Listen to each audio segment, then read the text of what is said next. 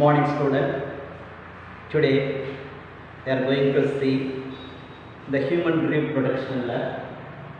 நம்ம அடுத்து பார்க்கக்கூடிய ஒரு டாபிக் அப்படின்னு பார்த்தோம்னா menstrual cycle.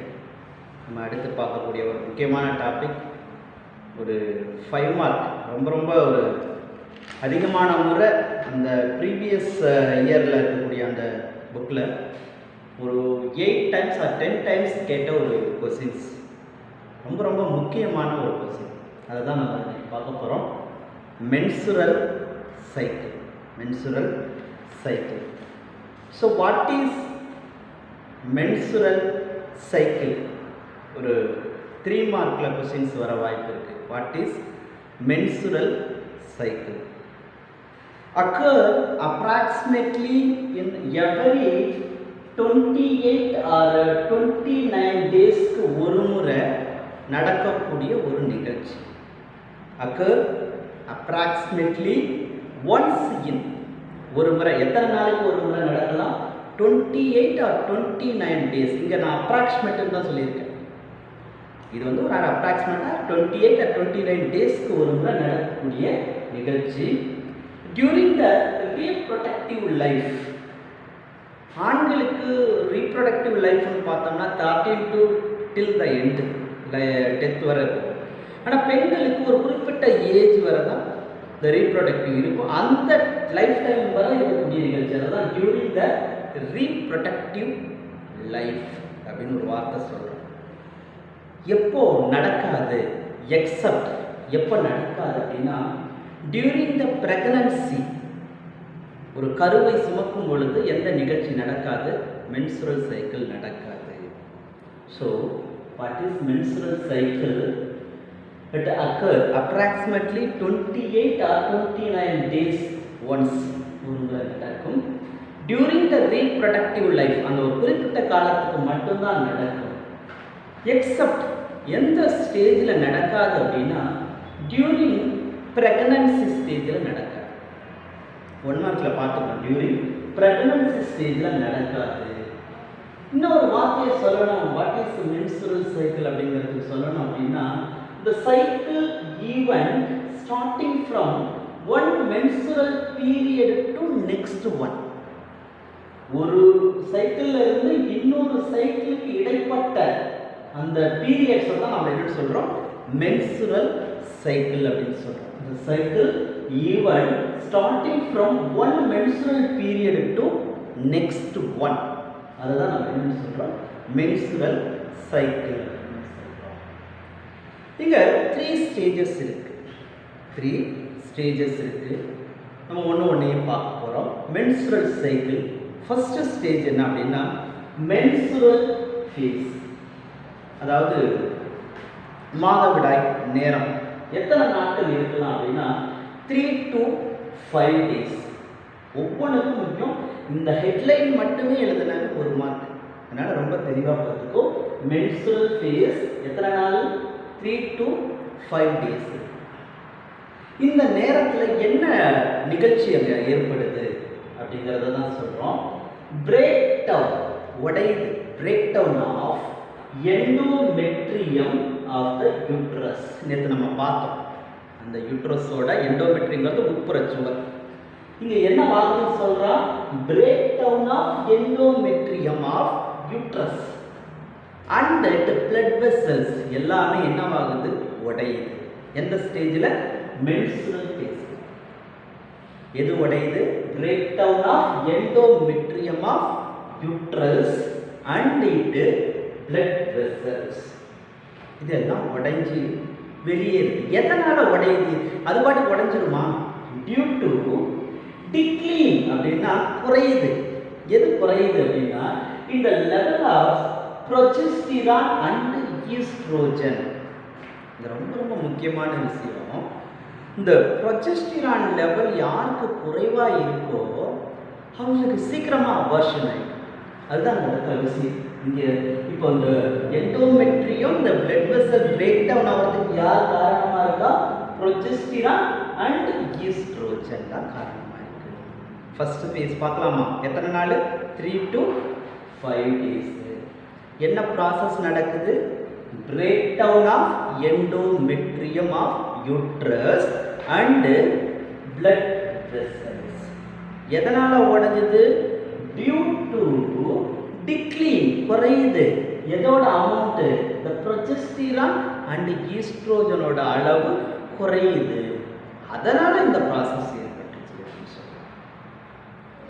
menstruation occur only எப்போ நடக்கும்? இப்போ இந்த menstruation இந்த மாதிரி நிகழ்ச்சி எப்போ சார் நடக்கும் அப்படின்னா, menstruation occur only if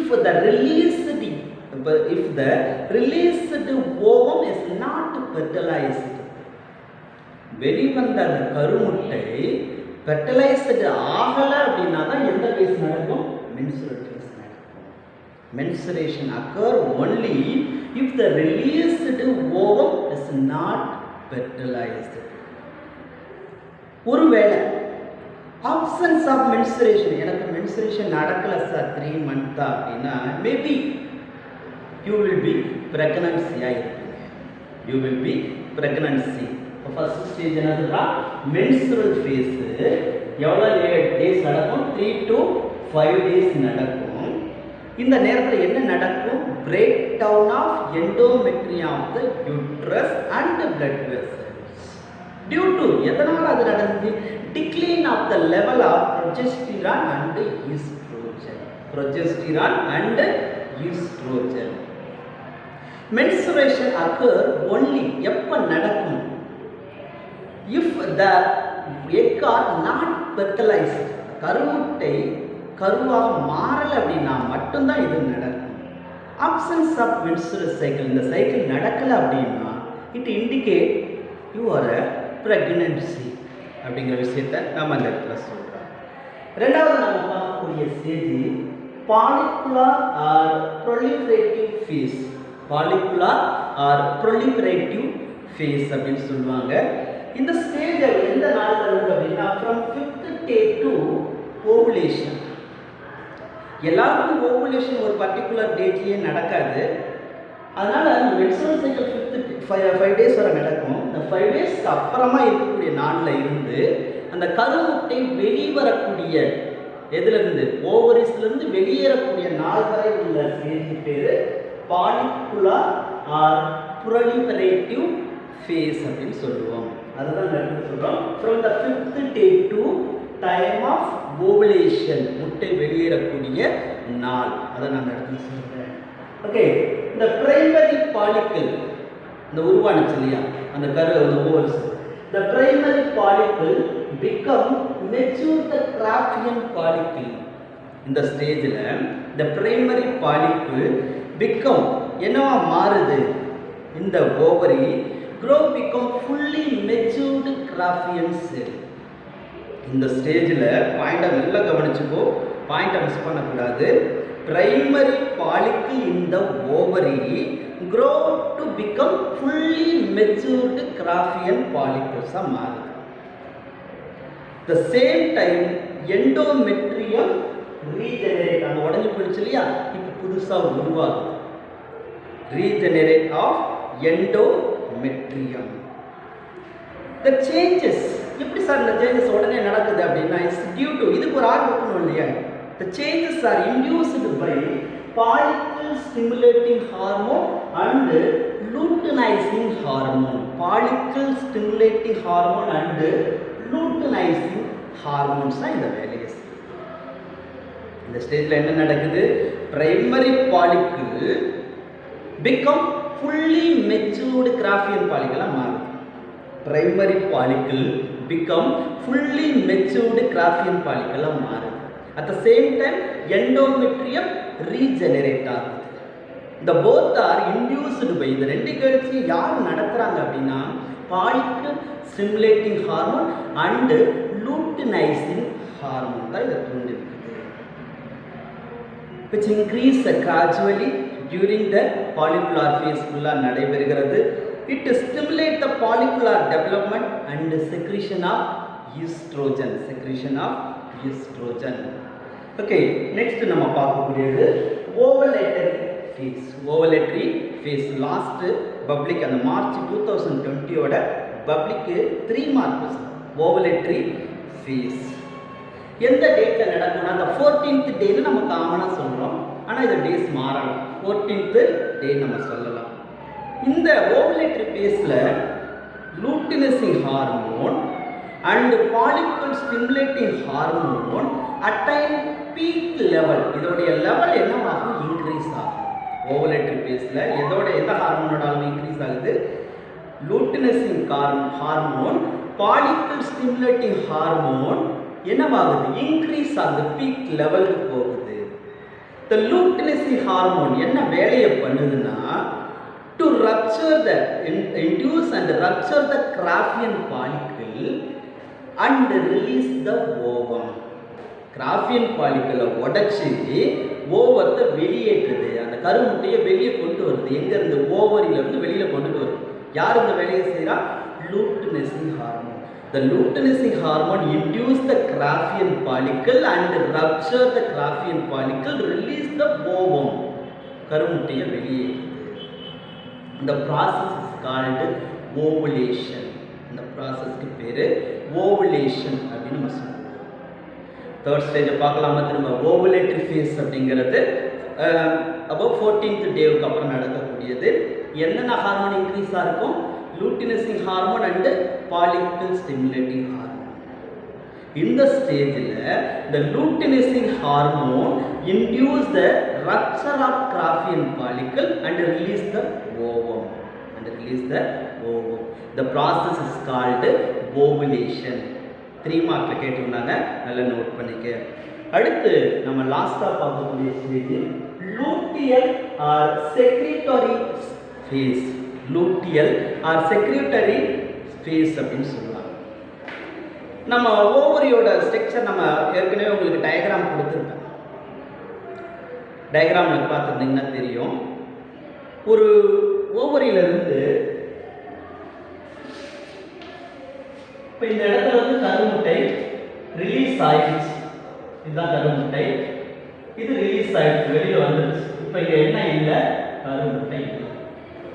சரியா? இப்போ இந்த இடத்த பற்றி தான் பேசுகிறோம். The remain part of the Graafian follicle. இங்கிருந்து முட்டை வெளியே வந்துடுச்சு. இப்போ இந்த பார்ட் எப்படி இருக்கு? எம்டியா இருக்கு. The remain part of the Graafian follicle transfer எதுவா மாறுது அப்படின்னு சொல்றேன். டிரான்சிட்டரினா தற்காலிகமாக டிரான்சிட்டரி எண்டோக்ரைன் கிளான்ஸா மாறுது. That is called corpus luteum.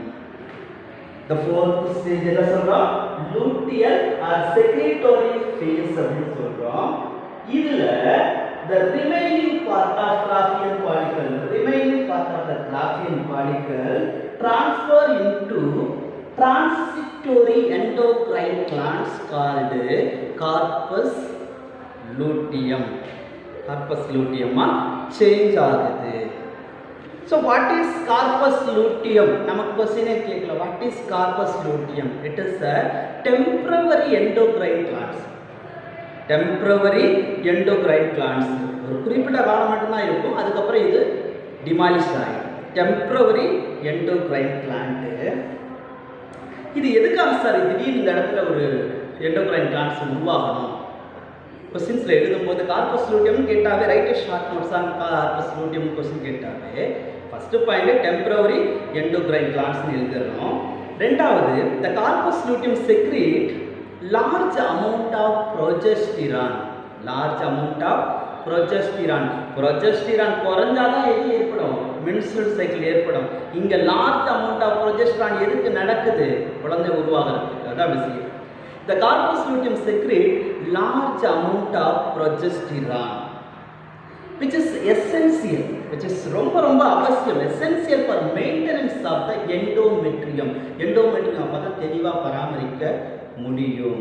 If fertilization take place, it pave the implantation of fertilized ovum. ஒருவேளை அந்த முட்டை கருவுறுதல் நடந்துருச்சு அப்படின்னா இட் இம்ப்ளான்டட் இன் த யூட்ரஸ்ல தெளிவாக பதிவதற்கு the progesterone ரொம்ப அவசியம். So the progesterone is secreted by corpus luteum. The uterine wall secrete a nutritious fluid in the uterus for the fetus. So this phase is also called as a secretory phase னு சொல்றாங்க. ஒருவேளை in case there is no happen in the fertilization, கருவுறுதல் நடக்கல அப்படின்னா the corpus luteum is disintegrate, சிதைஞ்சு போயிடும். In the absence of fertilization, the corpus luteum degenerate completely, முழுவதுமா அழிஞ்சு போயிடும். And leave a scar, சின்ன ஒரு வடு உருவாகும். அந்த tissue is called corpus albicans. இதையும் தனியாக 2 மார்க்ல இருப்பாங்க. What is corpus albicans? If the absence of fertilization, the corpus luteum disintegrate completely, but it will leave a scar, ஒரு சின்ன வடு உருவானதுக்கான வடு இருக்கும். இந்த டிஷ்யூஸ், அந்த டிஷ்யூவை தான் நம்ம என்னன்னு சொல்றோம், கார்பஸ் அல்பிகன்ஸ் சொல்றோம். Okay, thank you student. தெளிவாக